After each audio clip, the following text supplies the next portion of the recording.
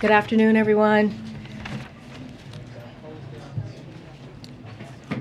So I'd like to welcome Matthew and Camilla McConaughey to the White House today to speak on an urgent issue our nation is currently facing. You may know Matthew as an actor, but more importantly, he is a father, a native of Uvalde, Texas, and a gun owner.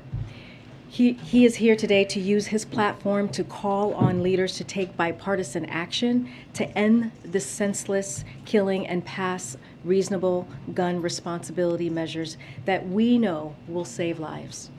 Just a few minutes ago, Matthew met briefly with the president to talk about the importance of taking action, keeping our communities safe. But without further ado, I would like to bring up Matthew. Thank you. Here we go. Thank you. Thank you. Thank you, Camilla. To make the loss of these lives matter. My wife and I, Camilla, we spent most of last week on the ground with the families in Uvalde, Texas. We shared stories, tears, and memories. The common thread, independent of the anger and the confusion and the sadness, it was the same. How can these families continue to honor these deaths by keeping the dreams of these children and teachers alive? Again, how can the loss of these lives matter? So while we honor and acknowledge the victims, we need to recognize that this time, it seems that something is different. There is a sense that perhaps there's a viable path forward. Responsible parties in this debate seem to at least be committed to sitting down and having a real conversation about a new and improved path forward. A path that can bring us closer together and make us safer as a country. A path that can actually get something done this time. Camilla and I came here to share my stories from my hometown of Uvalde. We came here to take meetings with elected officials on both sides of the aisle. We came here to speak to them, to speak with them, and to urge them to speak with each other. To remind and inspire them that the American people will continue to drive forward the mission of keeping our children safe, because it's more than our right to do so. It's our responsibility to do so. I'm here today in the hopes of applying what energy, reason, and passion that I have into trying to turn this moment into a reality. Because as I said, this moment is different. We are in a window of opportunity right now that we have not been in before. A window where it seems like real change can happen. Uvalde, Texas is where I was born. It's where my mom taught kindergarten less than a mile from Robb Elementary. Uvalde is where I learned to master a Daisy BB gun. That took 2 years before I graduated to a .410 shotgun. Uvalde is where I was taught to revere the power and the capability of the tool that we call a gun. Uvalde is where I learned responsible gun ownership. Now, Uvalde called me on May 24th when I learned the news of this devastating tragedy. I had been out of cellular range, working in the studio all day when I emerged, and messages about a mass shooting in the town I was born in began flooding my inbox. In a bit of shock, I drove home, hugged my children a bit tighter and longer than the night before, and then the reality of what had happened that day in the town I was born in set in. So the next morning, Camilla, myself, the kids, we loaded up the truck and we drove to Uvalde. And when we arrived a few hours later, I got to tell you, even from the inside of our vehicle, you could feel the shock in the town. You could feel the pain, the denial, the disillusion, anger, blame, sadness, loss of lives, dreams halted. We saw ministries, we saw first responders, counselors, cooks, families trying to grieve without it being on the front page news. We met with the local funeral director and countless morticians who who hadn't slept since the massacre the day before, because they've been working 24/7 trying to handle so many bodies at once, so many little innocent bodies who had their entire lives still yet to live. And that is there that we met two of the grieving parents, Ryan and Jessica Ramirez. Their 10-year-old daughter, Alethea. She was one of the 19 children that were killed the day before. Now, Alethea, her dream was to go to art school in Paris and one day share her art with the world. Ryan and Jessica were eager to share Alethea's art with us and said if we could share it, that somehow, maybe that would make Alethea smile in heaven. They told us that showing someone else Alethea's art would in some way keep her alive. Now, this particular drawing is a self-portrait, all right, of Alethea drawing with her friend in heaven looking down on her, drawing the very same picture. Her mother said of this drawing, she said, you know, we never really talked to her about heaven before, but somehow she knew. Alethea was 10 years old. Her father, Ryan, this man was steady. He was uncommonly together and calm. When a frazzled friend of his came up and said, how are you so calm? I'd be going crazy. Ryan told him, he said, no, you wouldn't. No, you wouldn't. You'd be strong for your wife and kids because if they see you go crazy, that will not help them. Just a week prior, Ryan got a full-time line job, stringing power lines from pole to pole. And every day since landing that well-paying full-time job, he reminded his daughter Alethea, he said, girl, Daddy gonna spoil you now. Told her every single night. He said, Daddy's gonna take you to SeaWorld one day.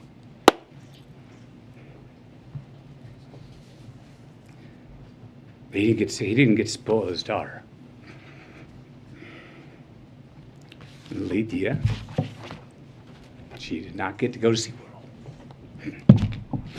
We also met Anna and Danilo, the mom and the stepdad of 9-year-old Maite Rodriguez. And Maite wanted to be a marine biologist. She was already in contact with Corpus Christi University of A&M for her future college enrollment. 9 years old. Maite cared for the environment so strongly that when the city asked her mother if they could release some balloons into the sky in her memory, her mom said, oh no, Maite wouldn't want to litter. Maite wore green high-top Converse with a heart she had hand-drawn on the right toe because they represented her love of nature. Camilla's got these shoes. Can you show these shoes, please? Wore these every day. Green Converse with a heart on the right toe.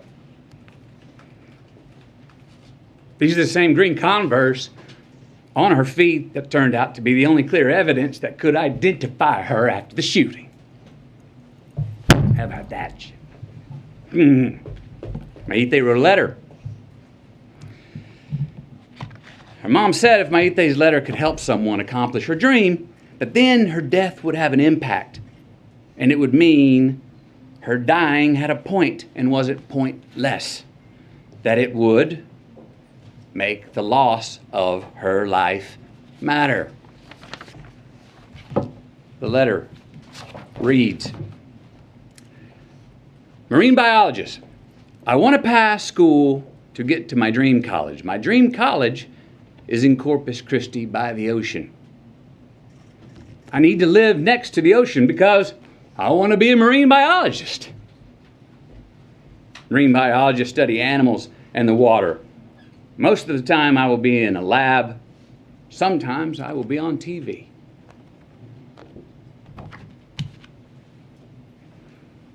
Then there was Ellie Garcia, a 10-year-old, and her parents, Stephen and Jennifer. Ellie loved to dance and she loved church. She even knew how to drive tractors and was already working with her dad and her uncle mowing yards. Ellie was always giving of her gifts, her time, even half-eaten food on her plate, they said. Said around the house, we called her the Great Regifter. Smiling through tears, her family told us how Ellie loved to embrace. Said she was the biggest hugger in the family.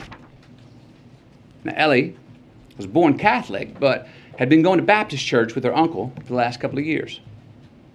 Her mom and dad were proud of her because they said she was learning to love God no matter where.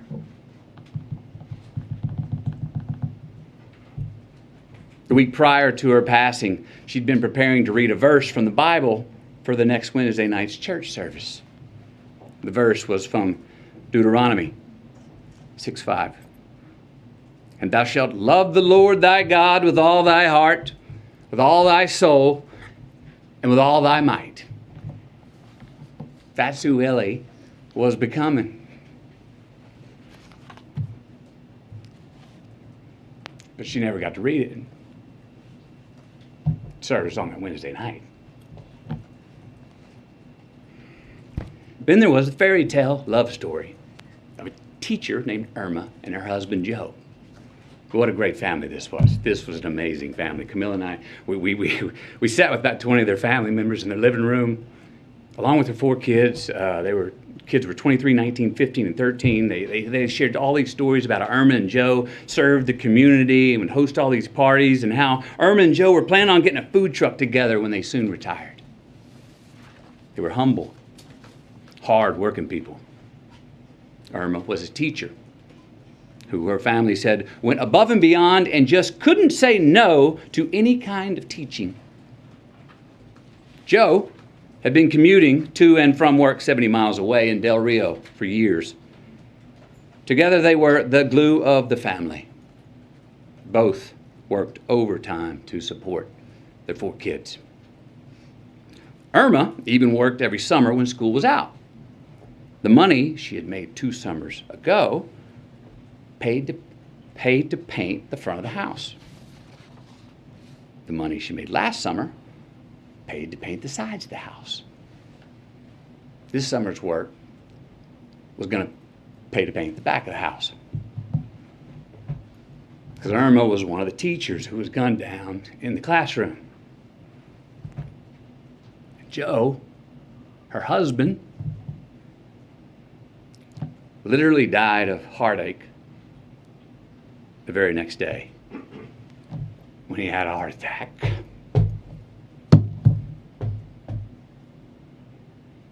They never got to paint the back of their house.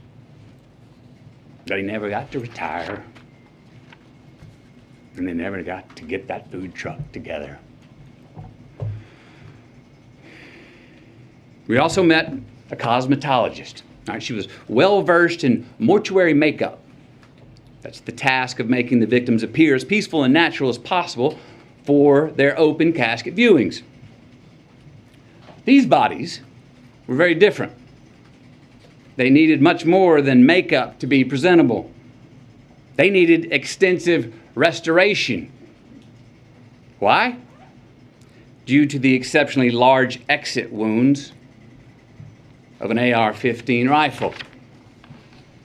Most of the body so mutilated that only DNA test or green Converse could identify them.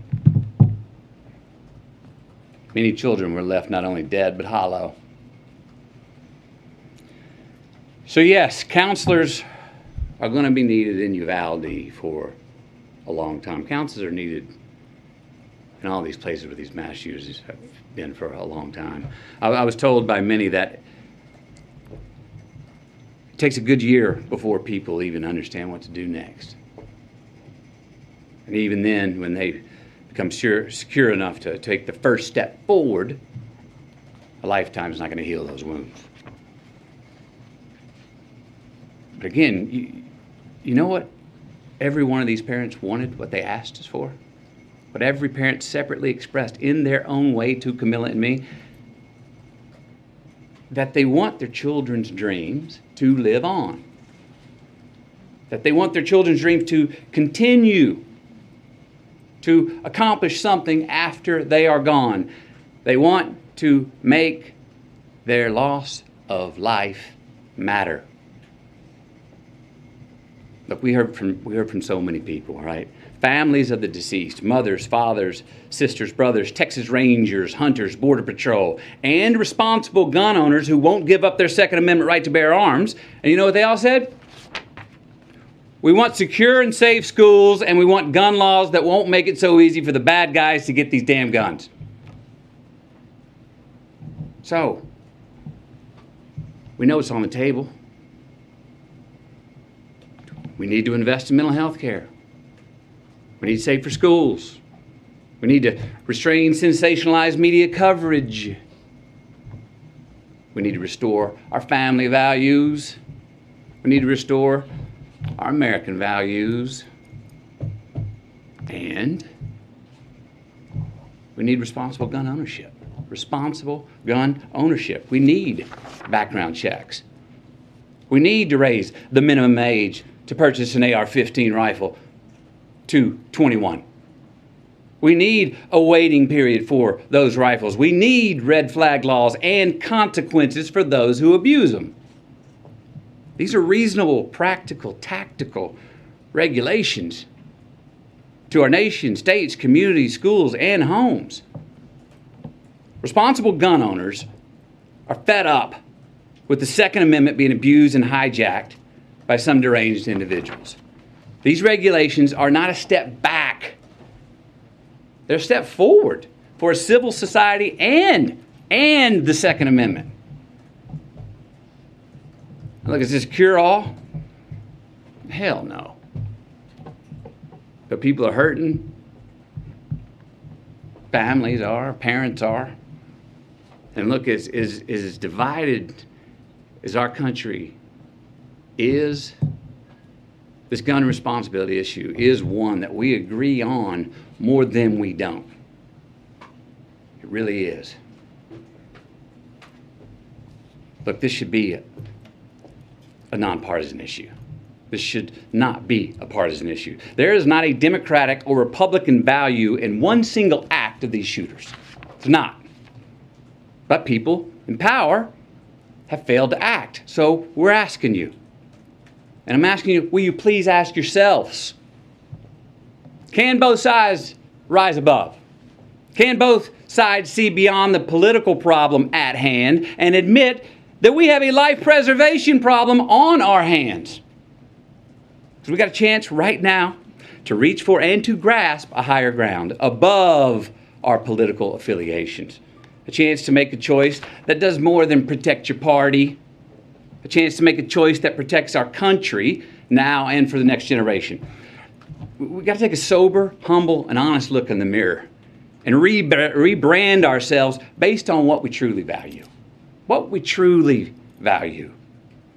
We've got to get some real courage and honor our immortal obligations instead of our party affiliations. Enough with the counterpunching. Enough of the invalidation of the other side. Let's come to the common table that represents the American people. Find a middle ground, the place where most of us Americans live anyway, especially on this issue. Because I promise you, America, you and me, we are not as divided as we are being told we are.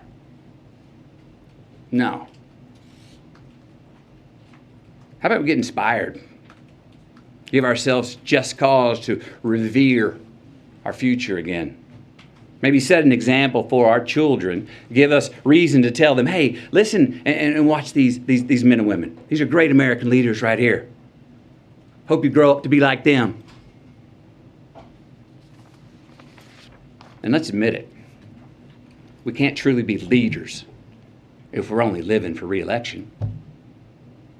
Let's be knowledgeable and wise and act on what we truly believe. Again, we got to look in the mirror, lead with humility, and acknowledge the values that are inherent to, but also above politics.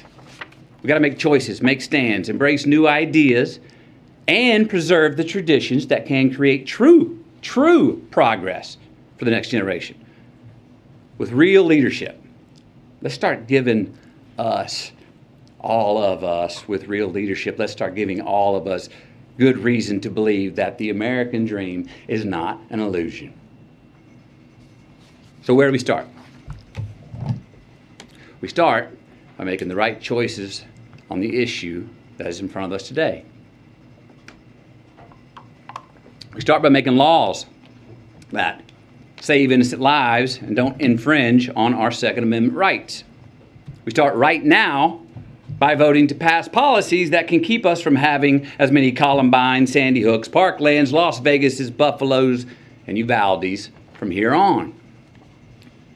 We start by giving Alethea a chance to be spoiled by her dad.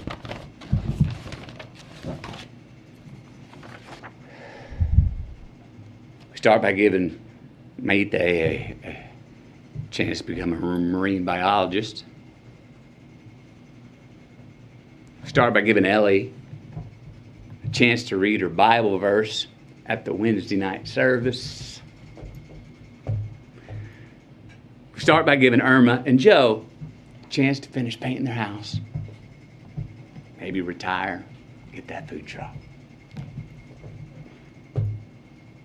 We start by giving McKenna, Layla, Miranda, Nevaeh, Jose, Javier, Tess, Rogelio, Eliana, Annabelle, Jackie, Azuya, JC, Jayla, Ava, Amory, and Lexi. We start by giving all of them our promise that their dreams are not going to be forgotten. We start by making the loss of these lives matter.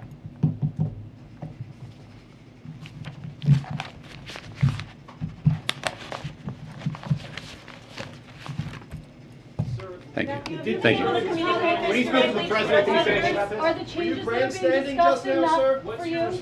McConaughey? What was your message to the president, Mr. McConaughey?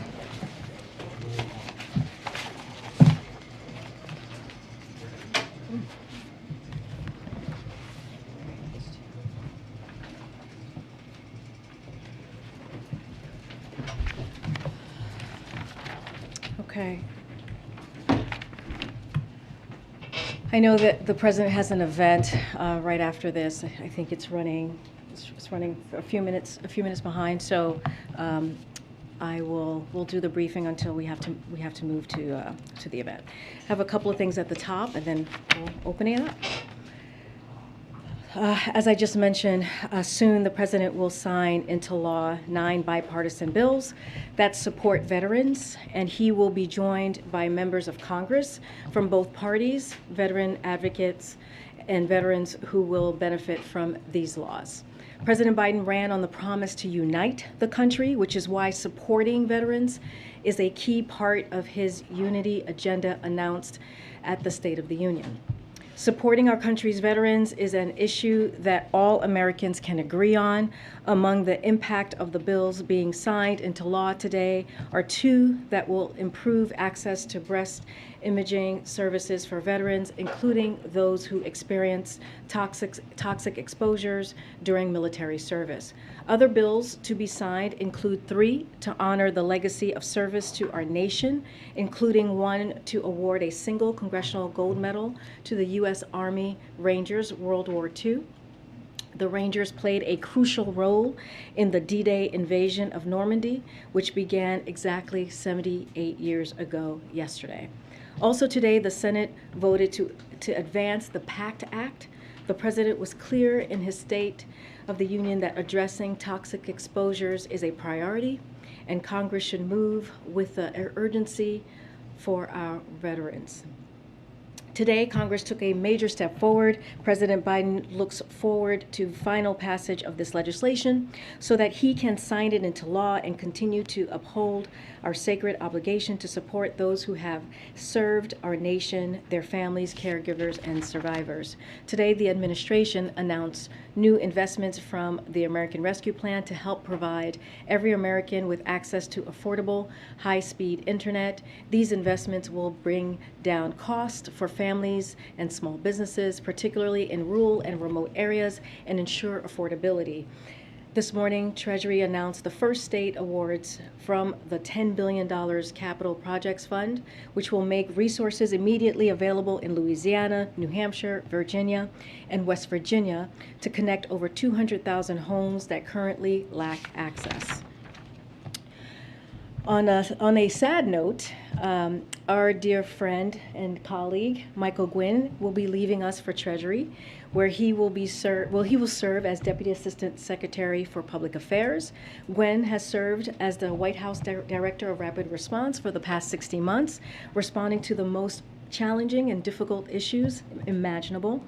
Yet, amidst these often emotionally wrenching stories, Gwen's poise and moral clarity are unfailing, and his willingness and ability to step up has made him an indispensable member of the team. And joining Gwen at the Treasury Department will be our very own Michael Kikukawa, where he will serve as a spokesperson. Michael, better known here to all of you, to all of us, as Kiku, has served not just as a press assistant, but as the strong engine and reliable engine at the press shop. His relentless work ethic and dedication to the mission of this team have been second to none. Kiku and Gwen, we will miss you both. Thank you so much. Very heart-wrenching, but I'm very excited for both of you. Wishing you the best. And we do have some hellos. I know we keep announcing people leaving, but we actually have people coming and backfilling, some great, great folks who are joining our team. 2 new members who are here to our team. I'd like to first introduce Abdullah Hassan, right here. Some of you know him already, who will be joining us as an assistant press secretary, having previously served as the Deputy Associate Director for Communications for the White House Office of Management and Budget. Amongst many topics, Abdullah will be covering civil rights, immigration, and climate. We also would like to extend a warm welcome to Alexandra Lamana. Hello. Who is joining us on detail from Treasury, where she has served as senior spokesperson. Part of Alexandra's portfolio will be working on housing, infrastructure implementation, and other economic issues. Abdullah and Alexandra haven't even gotten their full-time badges yet, but we are already getting them hard at work, and we appreciate all of their work thus far. We have felt the impact of it. Okay, please join me on welcoming the team, and with that, I think that's all I have. All right, go ahead. Thanks, Karine. I know we're getting started here kind of late, and this is the last break from the week. I'm hoping you might be able to take this up after the president's event, just because we got a lot of people who have questions. I hear you. I have other obligations as well after this, so we'll see what we can do. But I can't make any promises. But why don't we get going? Great. On the subject of guns, the president had his meeting with Chris Murphy, but he didn't speak to the public today. Does the president have a clearer sense of where things are, what is possible on Capitol Hill, and also why is he turning to a Hollywood actor to take the message to the American people? Does he feel that his voice doesn't matter? His voice does matter. You heard him speak on Thursday very clearly, very loudly, very passionately during prime time. At a critical time during the day where he made sure that he can communicate with the American people. And so he's the President of the United States. His voice carries, and it does matter. What he says carries weight that is pretty tremendous. Matthew was here because, as you heard, he has a very personal connection to Uvalde. He met with the family. He is from there. He was born there. He lives in Texas. And we thought hearing from him directly, him using his platform, is incredibly important. We all know what it's like or how important it is for folks, especially on whether you are an actor, whether you are in the business sector, wherever you are, to use your platform, how critical and important it is. And I think his words here today were incredibly powerful and emotional. And I thank him and Camilla for coming here today. They met with the president, as I just mentioned. And so I just wanted to just address that. Zeke, the president received an update, as you all know, as we've mentioned, from Senator Murphy on the state of negotiations on Capitol Hill. He told Senator Murphy he strongly support his efforts to find a compromise and encouraged him to get the strongest possible results. In the end, the president said that the message he took from the families from at Uvalde when he was there was to do something, was to please do something. That's what the grieving family told him. Some of you heard that yourselves from the community, from the community when he was in Uvalde. And so that is what Senator Murphy and his colleagues are going to do. They're going to do just that. I'm going to move on. It's not a different subject. The president's meeting with President Bolsonaro of Brazil. The AP is reporting that the Brazilian government, President Bolsonaro, wanted specific concessions from the president for that meeting and for his attendance at the Summit of the Americas, that he wouldn't bring up. Bolsonaro is casting doubts about Brazil's election system, as well as environmental concerns in the Amazon. Can you confirm that report? I cannot confirm that report. The president is looking forward to leaving tomorrow to head to the summit that we are hosting. I can say this: the United States continues to recognize Juan Guaido as the interim president of Venezuela. That said, while the interim government was not invited to participate in the main summit, they are welcome to participate in all 3 stakeholder forums and other events. Is the president now getting more directly involved in the negotiations on the Hill now that he's met with Senator Murphy? Well, I want to be very clear here. Senator Murphy has said this many times during interviews on various networks here, that he believes it's time for the Senate to act. And that is what they're doing. The president is encouraged about what he is seeing with this team of negotiators on the Senate side, and he is, like I said, encouraged and wants to continue to see them move forward and take action. And in the meeting with Matthew McConaughey, did McConaughey go through the same elements with the president that he did here at the podium? Well, they had a private conversation. I'm not going to read out their private conversation. As you can imagine, the president went to Uvalde himself. He also met with many of the family members. He also heard many of the stories that Matthew came here to share with all of you. So they certainly connected on that aspect. Thanks, Karine. Is the president willing to accept whatever agreement lawmakers come to, should they come to an agreement when it comes to guns? So as you know, the president has been very involved in gun reform as senator, as vice president, and clearly now as president, having signed the most executive actions on gun reform than any president at this time of their presidency. And when he was senator, he was talking about this today. It took him years. It took him years to get the 1994 assault ban legislation. Now that was law for 10 years and expired in 2004, and so we haven't seen this type of negotiations or this type of coming together from both sides in a very long time. It's been decades. So he is encouraged. He is optimistic about what he's seeing, about what he is hearing, the update that he received, and so we're going to see how those negotiations go, and any step.